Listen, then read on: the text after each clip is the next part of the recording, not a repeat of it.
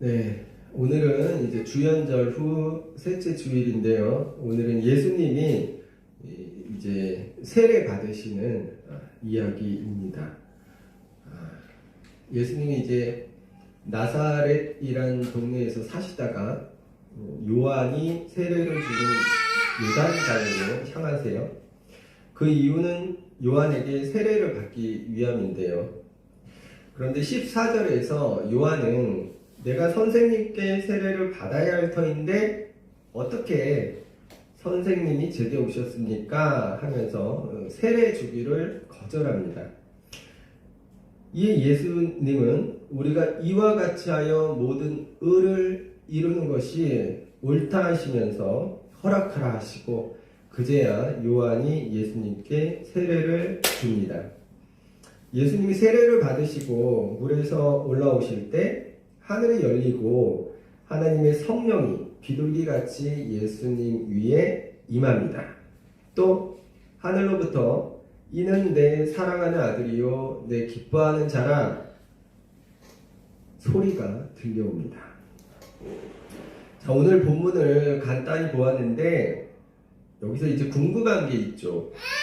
먼저는 왜 요한이 예수께 세례 베풀기를 거절했을까 하는 것이고, 둘째는 왜 예수님이 세례를 받으셨을까 하는 것입니다. 먼저 요한은 왜 예수님께 세례 베풀기를 거절했을까? 오늘 본문 위쪽 16, 17절에서 요한은 나는 물로 너희에게 세례를 베풀거니와 나보다 능력이 많으신 이가 오시나니 나는 그의 신발끈을 풀기도 감당하지 못하겠노라 하였는데요. 요한은 예수님을 보았을 때 예수께서 자기가 말한 바로 그분임을 알았을 거예요. 바로 하나님의 아들이신 것을요. 행여 하나님의 아들이라 생각하지 못했더라도 자기가 신발끈을 풀기도 감당하기 어려운 그분이라는 것은 알았을 거예요. 그러니 요한 입장에서 보면 자기가 세례를 주는 것이 참 난처한 게 당연하죠. 그리고 요한이 세례 베풀기를 거절했을 때 예수님은 15절에서 이렇게 말씀하셨어요. 이제 허락하라. 우리가 이와 같이 하여 모든 의를 이루는 것이 합당하니라. 예수님은 자기를 위해 세례 받으실 필요가 없는 분인데요. 왜냐하면 세례는 죄인들이 받는 것이니까. 그런데 죄인들이 받아야 할 세례를 예수께서 받는다는 것은 죄인들과 예수 당신을 동일시하는 행위인 겁니다. 예수님은 모든 죄인을 대신하여 그 죄와 심판을 짊어지고 가는 하나님의 고난받는 종이기 때문에, 그래서요, 예수께서 요한에게 세례를 받는 것은 자신이 지금 죄인처럼 되었다는 것을 알리는 것이고요. 예수님이 십자가에서 가장 큰 죄인처럼 죽게 되고 그로 하나님의 뜻, 곧 하나님의 의를 이루시는 거예요. 그래서 예수님은 세례를 받으셔야 했던 거죠.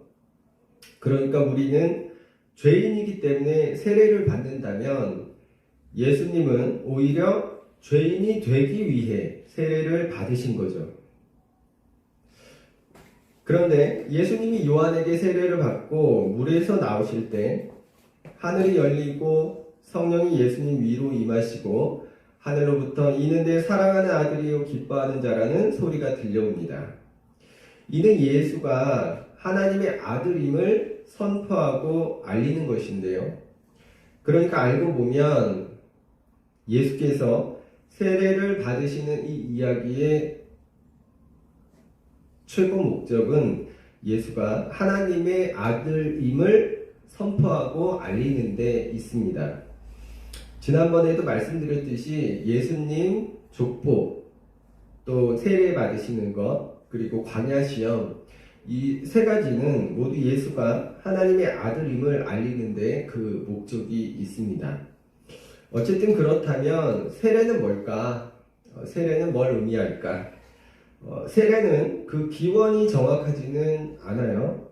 다만 유대인들이 정결법에서 몸을 물로 깨끗이 씻는 것을 그 유래로 볼 수 있겠는데요. 세례는 이제 물로 씻는 거예요. 네. 우리가 손이 더러우면 물로 손을 씻듯이 물에서 몸을 씻는 것은 죄로 더럽혀진 자기 몸을 깨끗이 정화한다는 것이겠죠. 간단히 이렇게만 봐도 좋겠는데요. 그런데 침례를 보면 이 세례의 의미를 좀 더 확실히 알 수 있습니다. 우리 교단에서는 세례라 하죠. 목사님이 손에 물을 묻혀 이마에 대며 세례를 주게 되는데, 다른 교단에서는 침례라고도 합니다. 이는 머리 끝까지 완전히 물 속에 담그면서 이제 식이 진행되는데, 자, 우리가 물 위에 있을 때는 물 속에 들어가기 전에는 숨을 쉴 수 있어요. 살아있죠. 그런데 물 속에 머리 끝까지 우리가 담그면 어떻게 됩니까? 숨을 쉴 수 없죠. 이는 우리 죽음을 상징합니다. 그리고 다시 물 밖으로 나오면 숨을 쉬게 되는데, 이는 새 생명, 새로운 삶을 얻었음을 상징하죠. 자, 고린도후서 5장 17절 말씀 제가 읽겠습니다. 그런즉 누구든지 그리스도 안에 있으면 새로운 피조물이라, 이전 것은 지나갔으니 보라 새 것이 되었도다. 그러니까 침례 곧 세례가 상징하는 것은 이전 것을 보내고 새 것이 되는 일입니다. 죄인으로 살아온 나를 죽이고 새 생명으로 새롭게 거듭나는 것을 의미하는 것이 바로 세례입니다. 그런데 여기서 궁금합니다. 뭐가 죄인가? 세례를 통해 죽이는 과거의 내 삶은 어떤 것이고, 세례를 통해 살아갈 그 새 생명은, 그 새로운 삶은 뭘까? 이걸 알려주는 게 예수님의 광야 시험인데요. 예수님이 광야에서 마귀에게 시험을 받으시잖아요. 돌을 떡이 되게 하라, 천하 만국과 그 영광을 보여주며 이 모든 영광을 너에게 주겠으니 다만 내게 절하라. 먹고 사는 문제, 그리고 그것을 넘어 더 갖고자 하는 욕심, 좀 더 높은 곳에 서려는 탐욕, 그리고 이것들을 위한 치열한 인생. 광야 시험에서의 그 시험 과목들은 알고 보면 우리 삶의 목적인 거예요. 우리는 이것들을 목적으로 살아갑니다. 그런데 광야 시험에서 마귀는 이것들로 예수님을 시험했어요. 예수님은 그 시험들을 물론 이겨내셨어요. 이는 우리에게도 마찬가지겠죠. 그러니까 세상의 가치 기준은 물질, 부와 명예와 권세에 있다 할 수 있겠죠. 더 높은 곳에 있고 더 가지는 데 있습니다. 그리고 그것을 남이 아니라 내가 가지고 내가 누리는 데 있어요. 그리고 우리는 그것을 목적으로 살아갑니다. 그러니 예수께서 내 몸을 내 이웃과 같이 내 이웃을 내 몸과 같이 사랑하라 하셨는데, 내가 더 가지고 내가 더 높아져야 하는데 어떻게 내 이웃을 내 몸처럼 사랑할 수 있겠습니까? 내가 올라서려면 내 이웃을 밟고 올라서야 하고, 내가 더 가지려면 내 이웃의 것을 빼앗아야 하는데, 그러니까 광야 시험에서의 시험 과목들이 알려주는 것은 우리가 살아온 삶의 목적, 그것이 바뀌어야 한다는 거예요. 오히려 그것들과 싸워야 한다는 것이죠.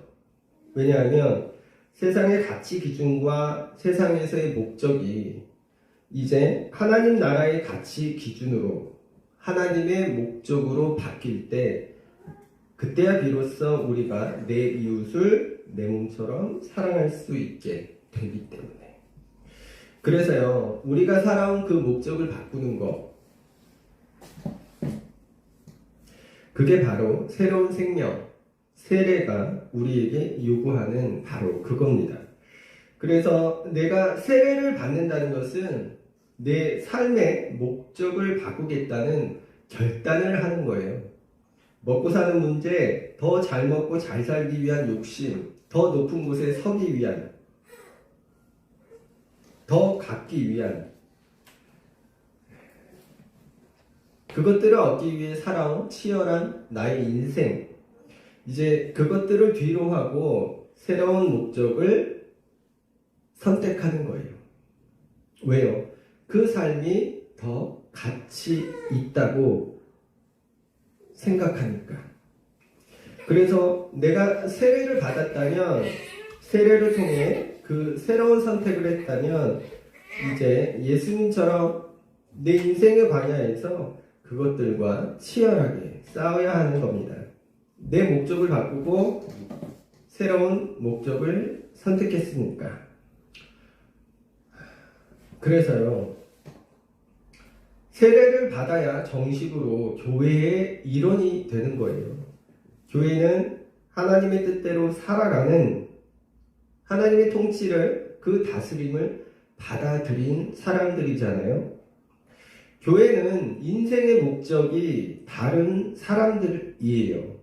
아래가 아니라 위에 있고, 땅이 아니라 하늘에 있어요. 그래서 세례를 통해 내 인생의 목적이 바뀔 때, 그때야 비로소 교회의 일원이 될 수 있는 겁니다. 그래서요, 초기 교회에서는 이 세례를 받기 위해 3년을 준비했습니다. 3년 동안 교육을 받아야 그제야 세례를 받을 수 있었어요. 그만큼 세례의 중요성을 강조한 것이죠. 그런데 요즘은 어떤가요? 보통 4주 교육을 받는데, 그것도 주일에 1시간 정도. 그것도 한두 번은 안 나와. 그리고 간단한 교리 문답을 통해 이제 세례 받는 그 자격이 주어지죠. 그러나 세례는 그렇게 간단한 의미가 아닌 거예요. 내 삶의 목적을 바꾸는 결단이고, 그로 인해 이전의 삶에서 어떤 것을 포기하겠다는, 손해를 감수하겠다는, 이제 나는 다른 목적을 갖고 살아가겠다는 그 선택과 결단을 통해 교회의 일원이 되는 거룩한 의식입니다. 또한 그러한 선택, 이전 삶보다 새로운 삶이 더 낫다는 확신과 결단을 갖기 위해 그는 알아야겠죠. 우리가 어떤 선택이든 정보가 필요한 거예요. 갈래길에서 어떤 길이 맞는지 모를 때 손바닥에 침을 뱉어 튀기는 방법으로 우리 삶을 결정할 수는 없어요. 정보를 수집하고 제대로 알 때 나는 어떤 길이든 선택할 수 있을 겁니다. 그래서 초기 교회에서는 3년을 기다린 거예요. 그 선택을 바로 할 수 있게 하려고. 여러분, 예수님의 족보와 세례 받으신 것, 그리고 광야 시험은 모두 예수가 하나님의 아들임을 증거하는 게 목적이라고 했습니다. 사실 이건 예수님만이 아니라 우리에게도 해당하는 건데요. 우리가 예수를 통해 하나님을 아버지로 고백하잖아요. 그래서 누가복음에서 예수님의 족보가 거꾸로 올라가서 아담에서 하나님까지 거슬러 올라가는데요. 우리가 예수를 믿어 우리의 족보도 그렇게 바뀌는 겁니다. 그리고 정확하게는 그렇게 바뀌는 것이라 하기보다 그 사실을 깨닫게 되는 거죠. 우리가 하나님으로부터 왔음을. 그리고 내가 하나님의 자녀인데도, 그분의 백성인데도 그 반대로 살아왔음을 깨닫는 사람들, 그걸 인식한 사람들이 세례를 받는 거예요. 이제 하나님의 자녀로 당신의 뜻대로 살겠다고, 내 목적을 이제 당신께로 바꾸겠다고. 그리고 우리 인생이라는 광야에서 그 목적대로 살기 위해, 올바른 선택을 하기 위해 몸부림치는 겁니다. 제가 몸부림이라고 하는 이유는요, 지난 시간에도 말씀드렸듯이 우리가 그런 결단을 하더라도 우리는 하기 어렵고 힘들기 때문인데요. 우리는 나약하고 갈대처럼 이리저리 휘청거리기 때문입니다. 그래서 우리가 올바른 선택을 하고 결단을 하였음에도 그렇게 살지 못할 때 너무 낙심하지 마시라. 그게 우리니까. 다만 몸부림은 쳐야 한다. 우리가 깨달았기 때문에 이전의 삶이 어리석고 새로운 삶이 더 의미 있고 가치 있고 더 좋은 것이라 인식했기 때문에, 우리가 선택했기 때문에. 그리고 다행인 것은 그렇게 우리가 몸부림칠 때 하나님은 우리를 홀로 내버려 두지 않으시고 우리와 함께 하시며 또 도우신다는 그 사실이 중요하겠죠. 그게 성령이 하시는 일이잖아요. 오늘 설교를 마치려고 합니다. 여러분, 세례는 이전의 나를 죽이고 새로운 생명으로 거듭나는 것인데요. 이는 내가 살아온 목적을 새롭게 바꾸는 일입니다. 그리고 그렇게 내 목적을 바꿀 수 있는 것은 내 가치 기준이 바뀌기 때문이에요. 예수님을 통해 하나님을 알아가면서 나의 인식이 바뀌고 내 생각이 바뀌고, 그래서 새로운 삶, 새로운 목적을 선택할 수 있게 되는 거예요. 그게 세례입니다. 그리고 세례를 통해 새로운 목적과 새로운 삶을 선택했다면 이제 내 인생의 광야에서 그 결단을 지켜내려고, 그 선택을 지켜내려고 몸부림치며 싸워야 합니다. 왜요? 그게 더 가치 있고 더 옳은 것으로 판단했고 선택했으니까. 그래서요, 세례는 내가 땅이 아니라 하늘을 선택했다는 겁니다. 여러분, 세례 받으셨나요? 그렇다면 여러분은 하늘을 선택한 거예요. 또한 인생의 목적을 바꾸신 거예요. 그래서요, 우리를 잔잔히 살펴보면 좋겠습니다. 분명 나는 세례를 받았고 나는 땅이 아니라 하늘을 선택했고 나는 그렇게 내 인생의 목적을 바꿨는데 나는 어디로 향하고 있는지, 지금 내 목적은 무엇이고 어디인지 말이죠.